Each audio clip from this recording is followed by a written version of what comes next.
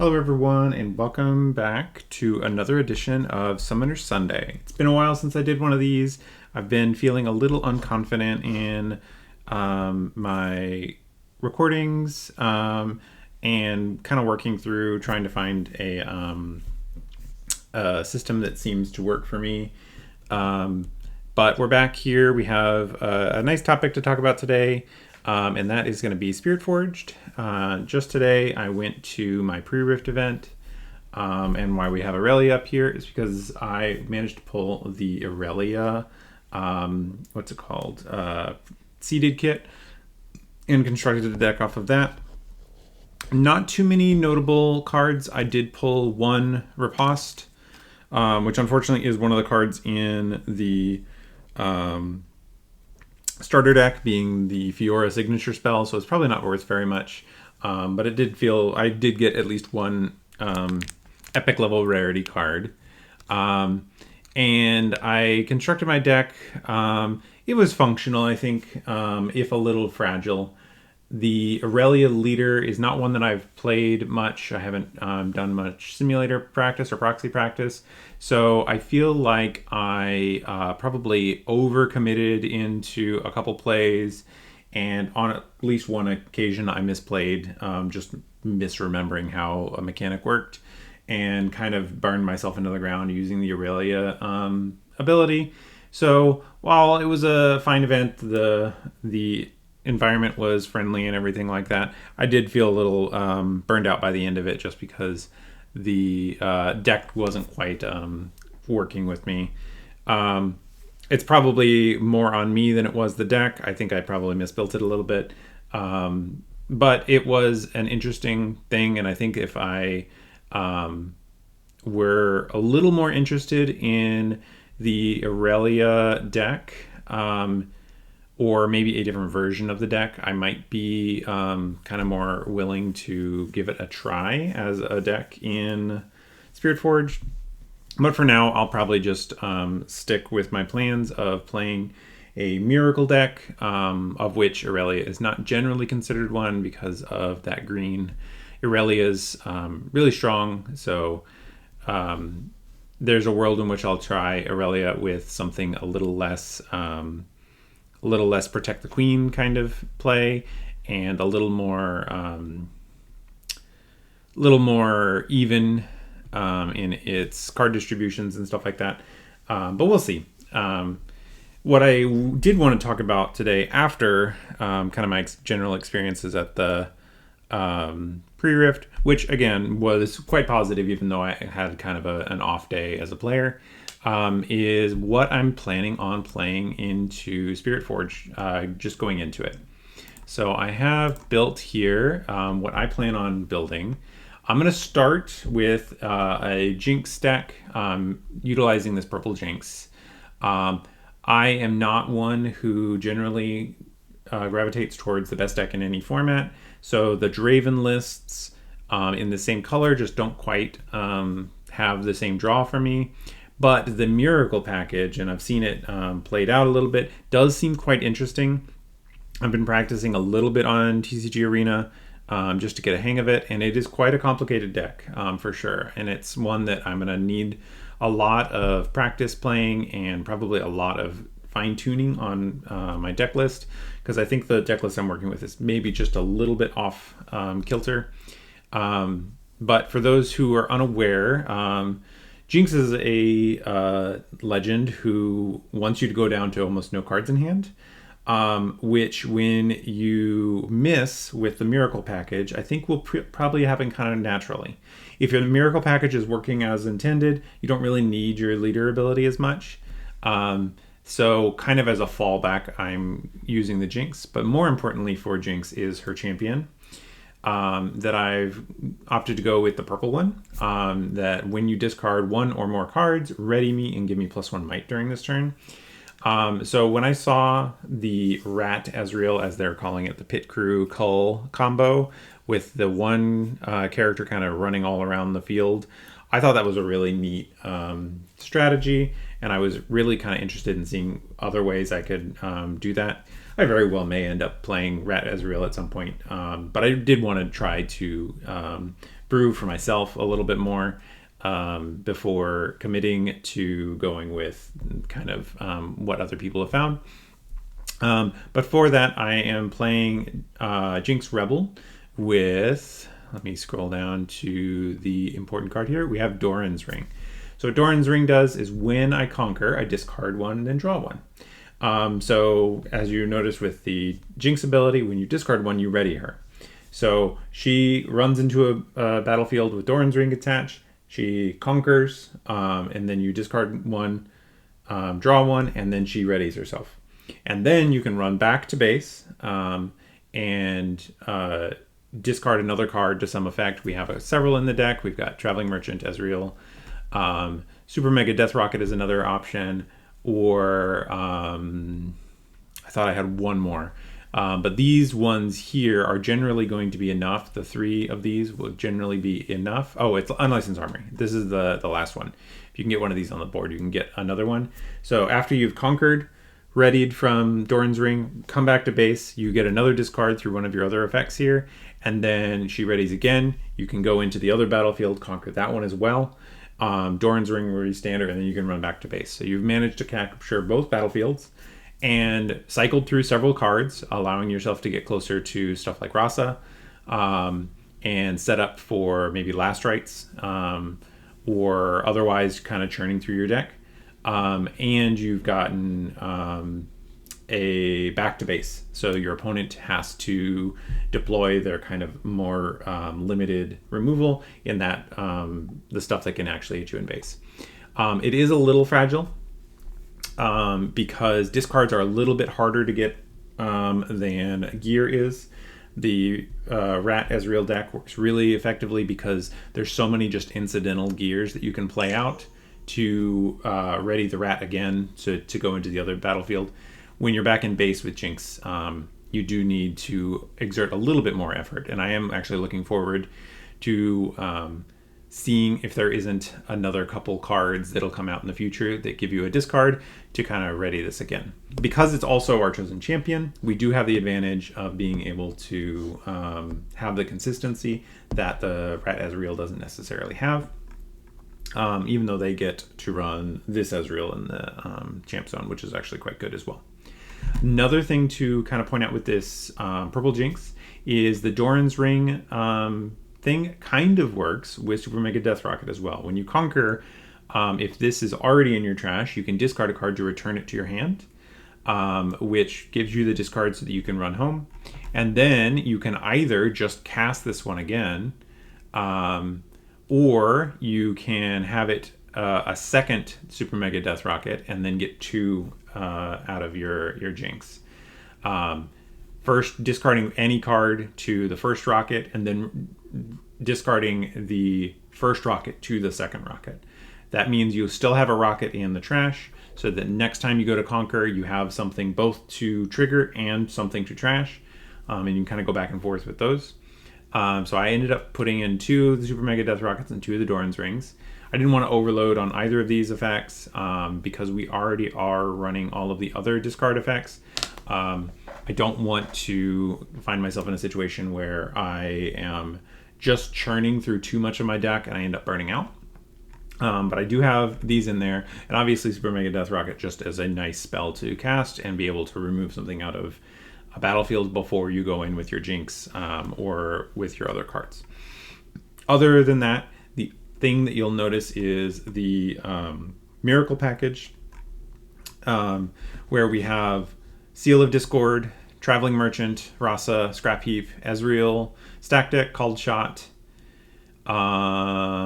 and Last Rites. Sometimes they also include the Edge of Night, but I'm opting to not do that.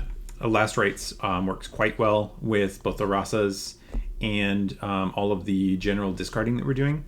So Last Rites can make for some pretty nice advantage. Once you start getting these Jinx going around, you just discard a Rasa to one of these discards, and then the Last Rites will let you play it right back out.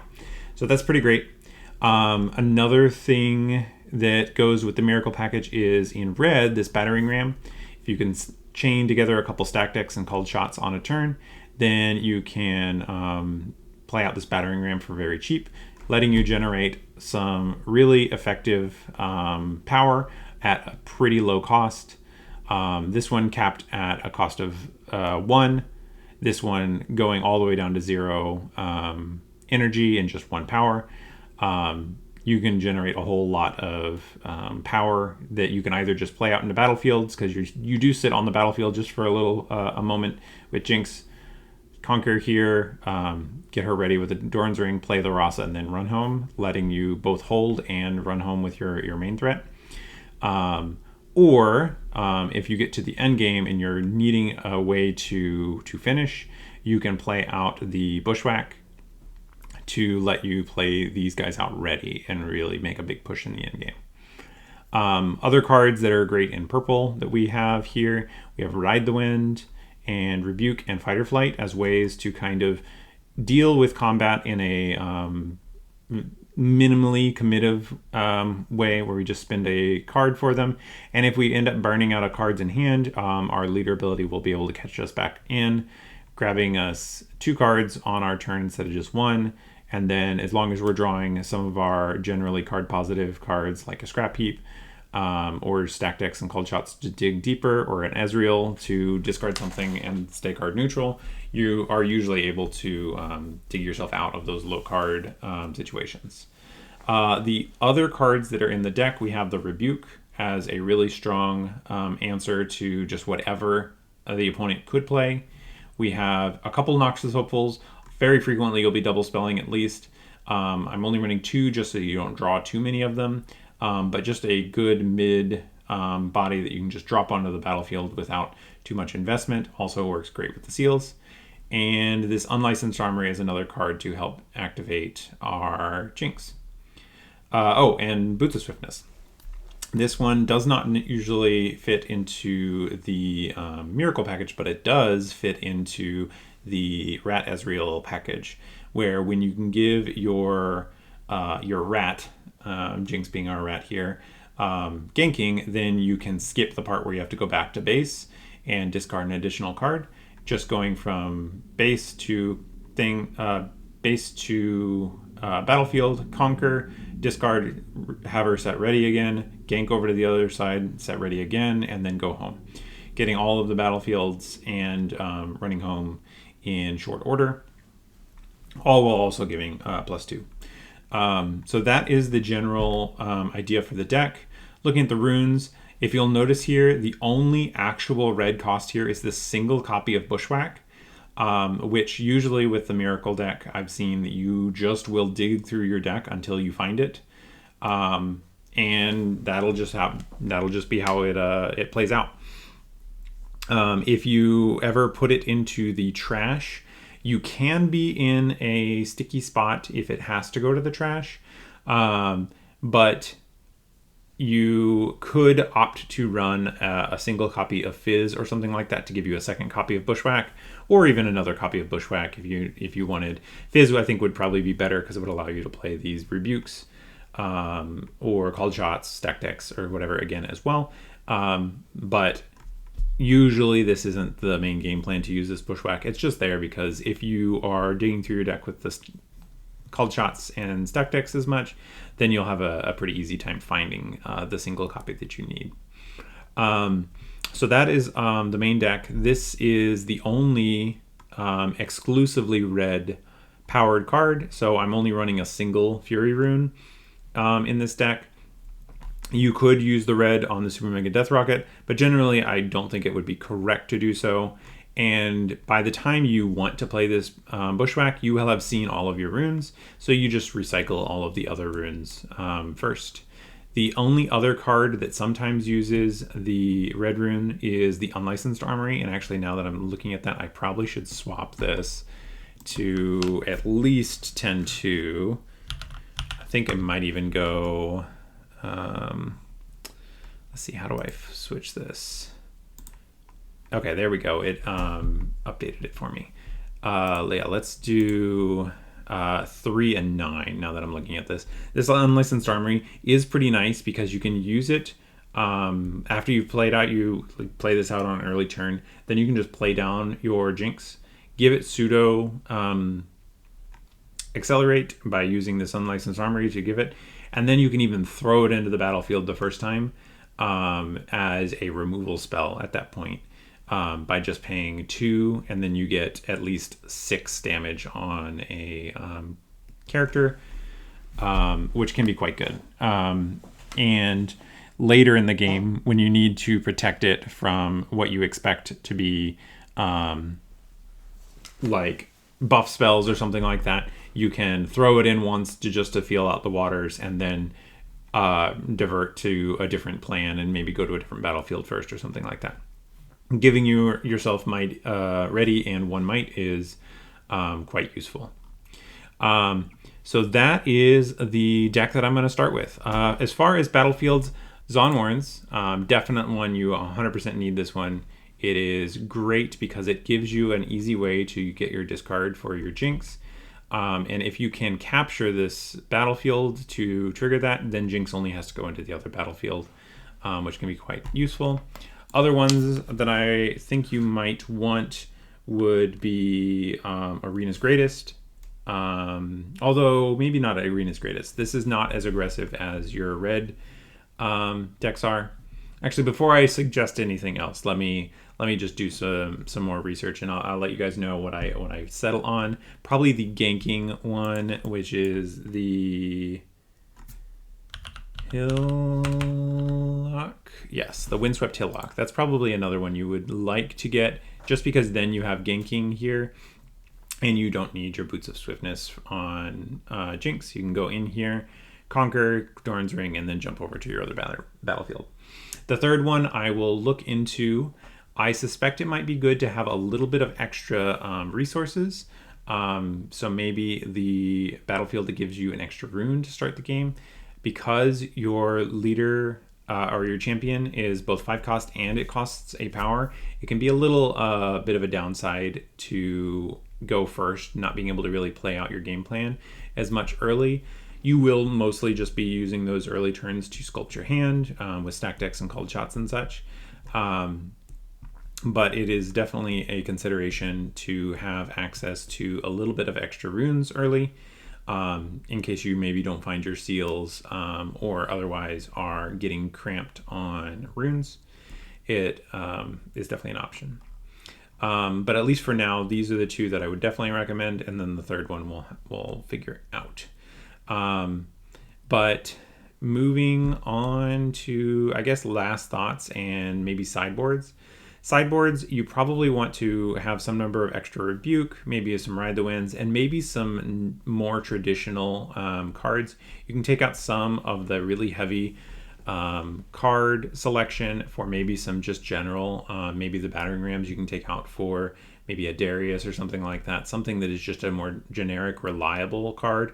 A little less high roll potential, but a little bit more consistent. Maybe some extra 2-drops so that you don't fall behind in certain matchups.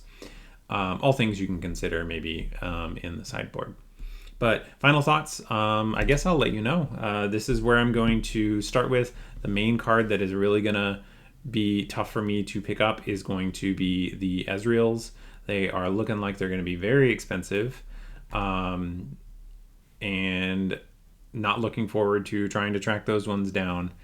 But I'll get them eventually, and I think that as far as Miracle decks go, I don't think that this deck has the space that maybe a Rat Ezreal does in it to play out all of these. So as I'm acquiring these, I'm sure the deck will still be playable without them.